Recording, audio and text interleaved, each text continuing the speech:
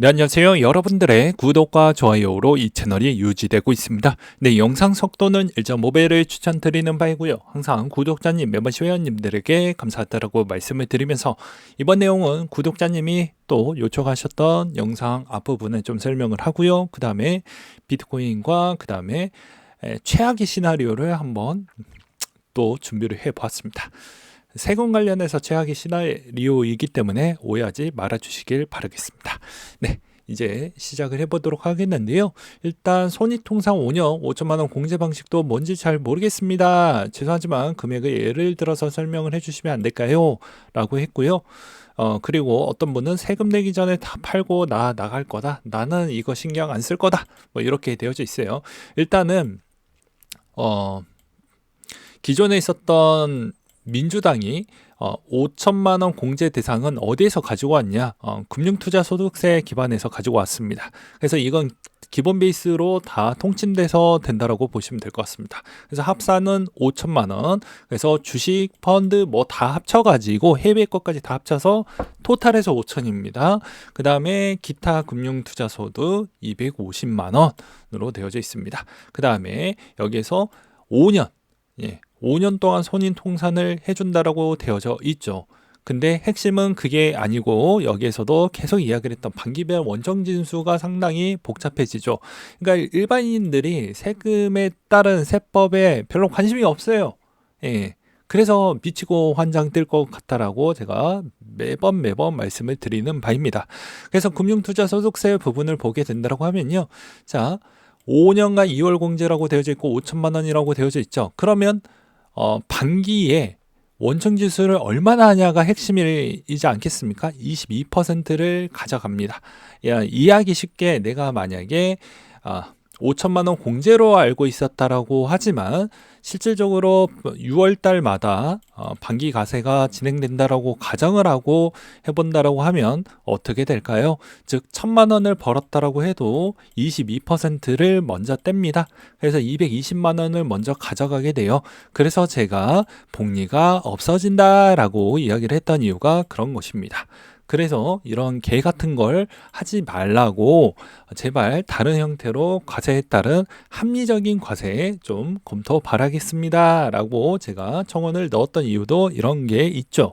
근데 대부분 주식에 있는 주식 금투세도 이 모양 이 꼴인데 과연 코인에 따른 금투세를 따로 분리를 해서 따로 과세를 해줄 것인지 저는 좀 갸우뚱하다라는 것을 좀 말씀을 드리고 싶고요. 그 다음으로 또 보게 된다라고 하면 여기에서도 보시다시피 우리나라는 세법이 열거주의이기 때문에 여기에 여러 가지에 있는 형태를 이렇게 따로 금융투자 소득에 따른 분류로 해놓고 나중에 금융에 있는 이런 종합소득을 좀 분류를 해서 따로 관리를 효율적으로 해보자라는 게 첫 취지였습니다. 근데 취지가 약간 좀 더럽혀졌다라고 저는 지칭을 좀 하고 싶은데요. 그 이유는 무엇일까요? 앞서 말씀드렸다시피 주식의 금융투자소득세에 있는 기반은 거의 다 동일하게 적용이 되어져 있습니다. 따로 분리해서 할 수 있을 만한 카테고리가 나올 수도 있는 확률은 존재를 하지만 아마 매우 적을 것으로 저는 보고 있는 실정입니다. 그래서 여기에서 또 핵심만 이야기를 하면 과세 내용이 반기별 1월 1일부터 6월 30일까지, 7월 1일부터 12월 31일까지 원청 진수가 되고 일단은 돈 번 게 있으면 뭐 1,000만 원이든 1억이면 2,200만 원을 먼저 떼가고 그 다음에 너가 아쉬우면 어떻게 한다? 환급 신청을 해야 된다라는 이야기인 것입니다. 그래서 여기에서도 원청 진수 방법이 되어져 있죠. 자, 반기별 개별 거래에서 수익과 손실을 순차적으로 합산한 뒤에 원전 진수 시 기간에 돌입을 하게 되면 손익 확산 불가.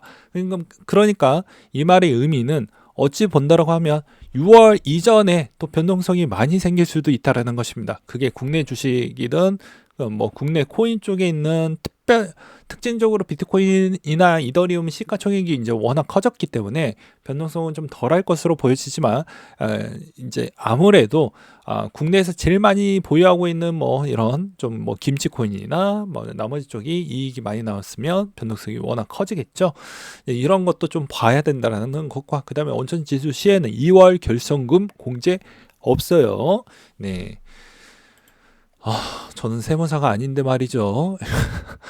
그리고 여기에서도 애정 신고가 있습니다. 그러니까 번거로워지죠. 자꾸 뭘 하라는 게 많아집니다. 여기서도 이제 반기 말 2개월 사이 8월 말, 2월 말 부분에 신고 기한을 지어지게 되고 이때도 이제 3억 원 이하는 22%, 3억 원 초과분은 27.5%로 되어져 있습니다. 그래서 여기에서 대부분 이 3억 원 초과분은 무조건 신고를 해야 되기 때문에 이런 점을 꼭 참고하시길 바라겠습니다. 그래서 이 대상도 확정 신고 대상자는 딱 정해져 있죠. 자, 원천 징수세, 애정 신고 납부세, 추가 납부세액이 있는 자, 환급세액이 있는 자, 그러니까 환급 받을 거 있는 거, 결손금 확정하려고 하는 자, 애정 신고 대상 소득이 없는 자는 제외됩니다. 그러니까 이거 27.5%에 해당되는 사람은 무조건 하게 되어져 있어요. 네, 이렇게 보시면 될 것 같습니다. 그래서 프로세스를 보게 되면 자, 1번부터 8번까지 있는데 대충 징수부터 애정 신고, 확정 신고, 그다음에 서류 제출 기간 이렇게 되어져 있는데 이걸 여러분들이 다 알고 이런 번거로운 짓거리를 다 감수를 하고 5천만 원을 하겠다라고 이렇게 쉽게 이야기를 할 수가 있을까요? 그리고 여기에서 핵심적인 요인은 무엇이냐면요. 자, 손익통산을 5년을 해준다고 했습니다. 근데 코인 부분은 해외 거래소의 손실 부분은 알아서 소명, 증빙, 증명 다 해야 되는데 그걸 어디까지 해줄 거냐. 그리고 각 세무서마다 유권 해석이 달라질 수가 있기 때문에 그거에 따른 피해를 분명히 받을 수가 있습니다. 그걸 나중에 어떻게 해야 되냐. 본청에다가 또 신고에 따른 서류를 준비를 해서 해야 된다라는 그런 미친 짓을 또 하고 싶으신 분이 분명히 또 계실 거라고 저는 믿고 싶습니다. 왜냐? 그렇게 하고 싶어 하시는 분들이 워낙 지금 많잖아요. 왜냐? 지금 벌써 제가 청원 올린 지 얼마나 됐습니까? 그럼에도 불구하고도 벌써 1만 명이 아직도 안 됐다라는 게 너무 신기합니다. 예, 그런 점이 있고요. 그 다음에 공제를 받는다라고 해도 동일 조건이잖아요. 네, 공제를 받는다라고 하여도 그게 증빙과 증명이 안 되면 이걸 인정하지 않는다라는 겁니다.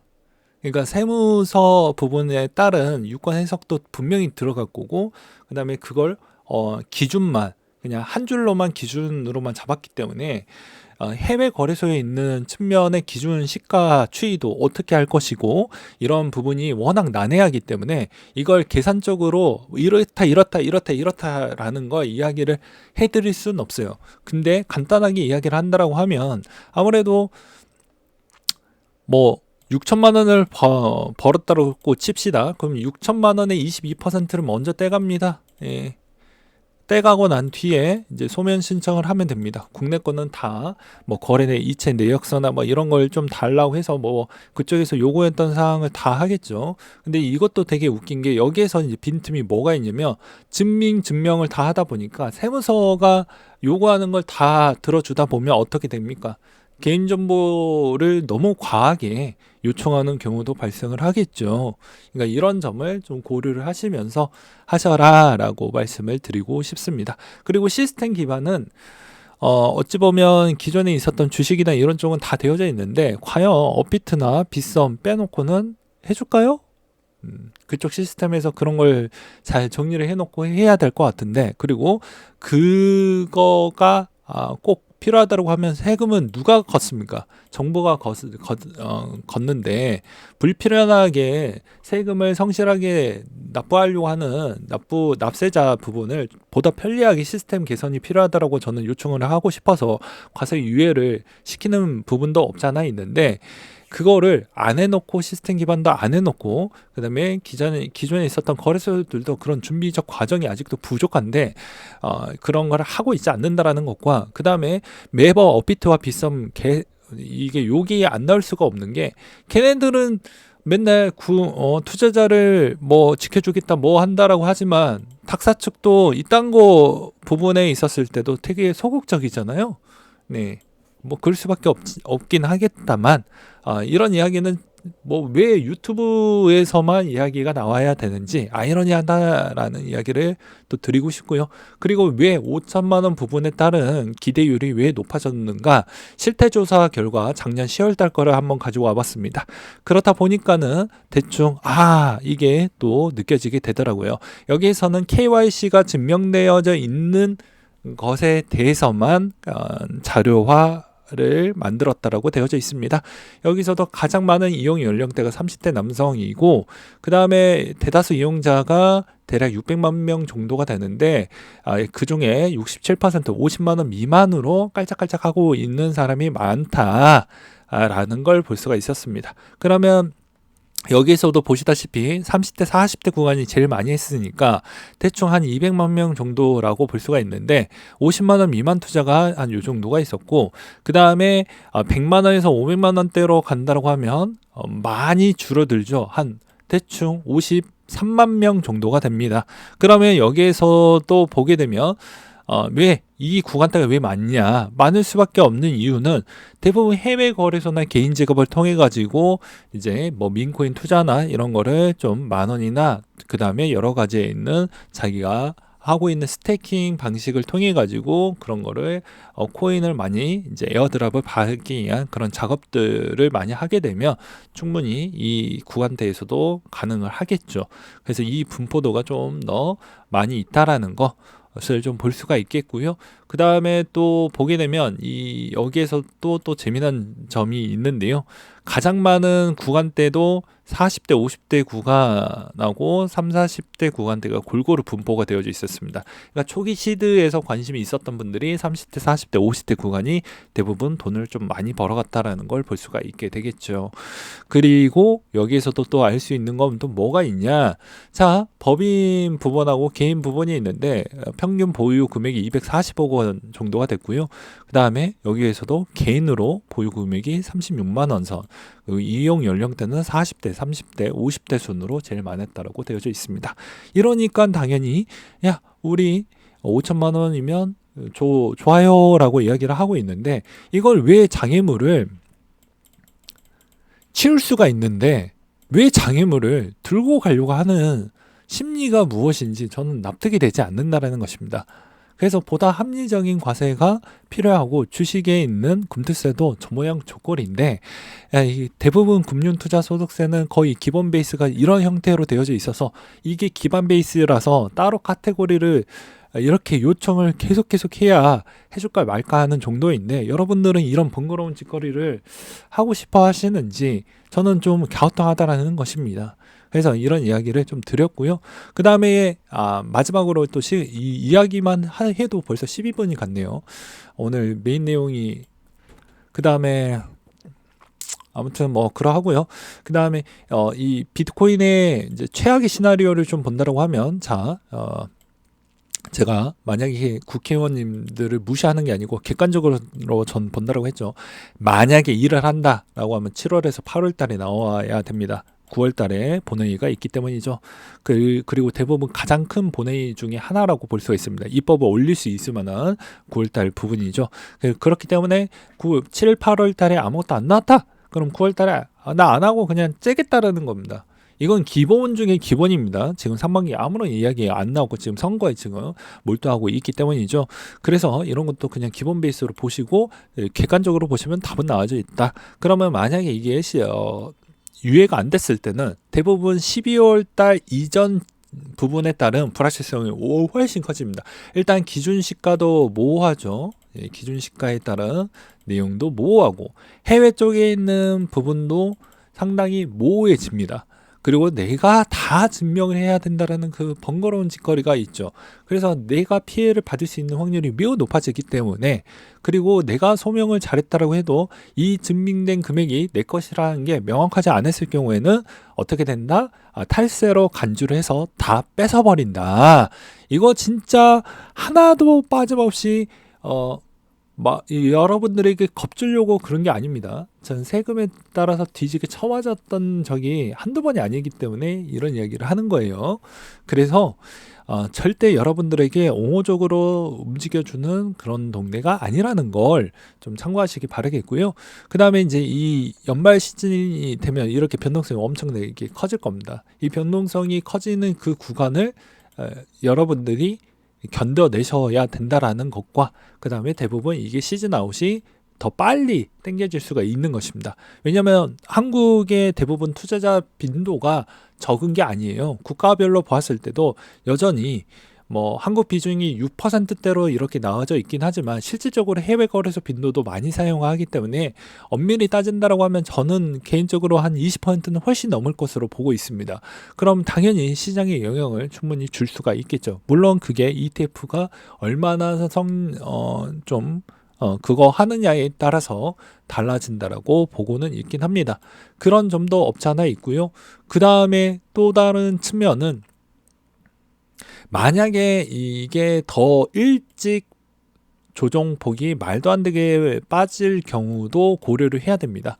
그러면 아무래도 이 시점으로 기준 시가가 정해지기 때문에 그 전에 이 정도 나왔고 그 다음부터 많이 올라가게 되면 여러분들이 일단 엄청난 손해를 일단 보고 시작을 한다라고 보셔도 되겠죠. 그래서 이런 점이 상당히 좀 그렇다라고 볼 수가 있습니다.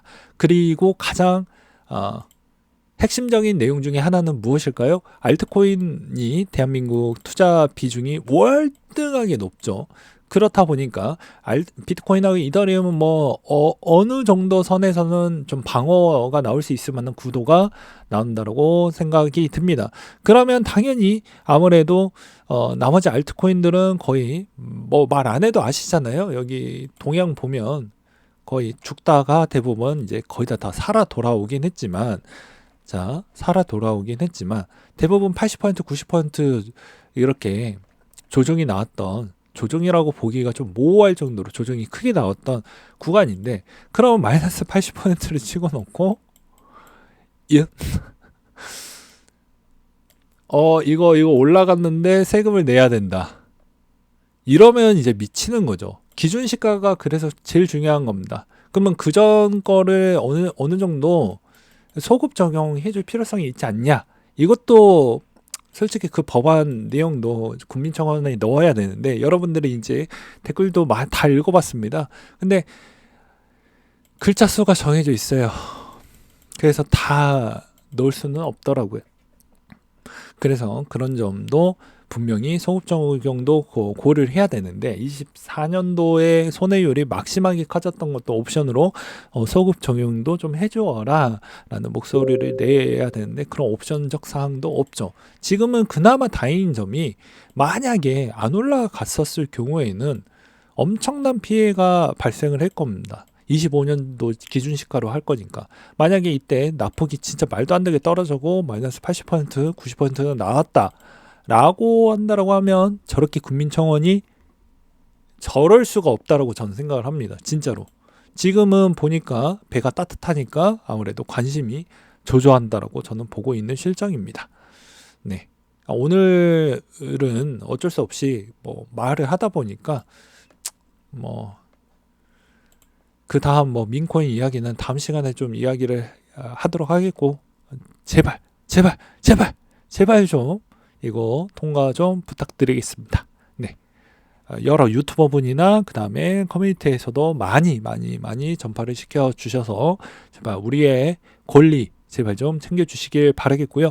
이거는 정치적인 성향이 전혀 들어가지 있지 않습니다. 제가 뭐 민주당이 과반수를 가져가든 국민의힘을 과반수에 가져가든 이 청원으로 일을 시키겠다라는 거예요. 맨날 검토하고 입으로만 해줄게 하면 우리가 어렸을 때도 부모님이 그런 부모님도 있잖아요. 막 이거 사줄게 해놓고 안 사주시는. 결국엔 어떻습니까? 신뢰가 깨졌죠. 이때까지 국민을 대표했던 국회의원이 이행률이 낮다니까요. 생각보다. 저는 그런 자료도 다 보고 있지만 낮아요. 낮는데 왜 그분들을 믿냐고요. 저는 믿지 않는다니까요. 글만 믿습니다. 자료. 글만 믿어요. 그래서 글로 기록을 남겨놓고 일을 시키게끔 초원을 올리는 거 아니겠습니까? 특정 정당을 밀어주기 위한 측면은 1도 없다라는 것을 다시 한번 말씀을 드리면서 이상으로 마치도록 하겠습니다.